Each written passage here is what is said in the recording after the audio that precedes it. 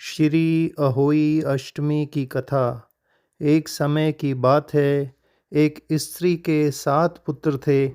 वह कार्तिक के महीने में दीपावली से पहले अपने मकान की लिपाई पुताई करने के लिए मिट्टी लाने जंगल में गई।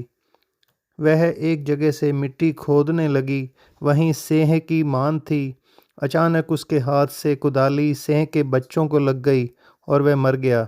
यह देखकर स्त्री को दया आई और क्या हो सकता था, वह दुखी होते हुए मिट्टी ले आई। थोड़े दिनों बाद साल भर में ही उसके 7 लड़के मर गए। तब से वह दुखी रहने लगी। एक दिन रो कर उसने अपनी बड़ी बूढ़ियों से कहा कि मैंने जानकर तो कोई पाप नहीं किया। हाँ, एक बार मिट्टी खोदते हुए अनजाने में सेह के बच्चे को कुदाली लग गई थी। उसके बाद साल भर में ही मेरे 7 पुत्र मर गए।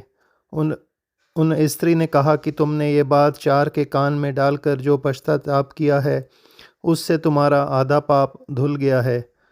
अब तुम उसी अष्टमी भगवती के पास सेह और सेह के बच्चों के चित्र बनाकर उसकी पूजा किया करो।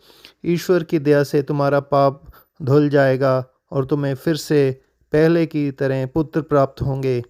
उस स्त्री ने आगामी कार्तिक कृष्ण अष्टमी का व्रत किया। तब से लगातार उसी भांति व्रत और पूजन करती रही। ईश्वर की कृपा से उसे फिर से 7 पुत्र प्राप्त हुए। तभी से इस व्रत और पूजा की परंपरा चल पड़ी। बोलो श्री अहोई माता की जय।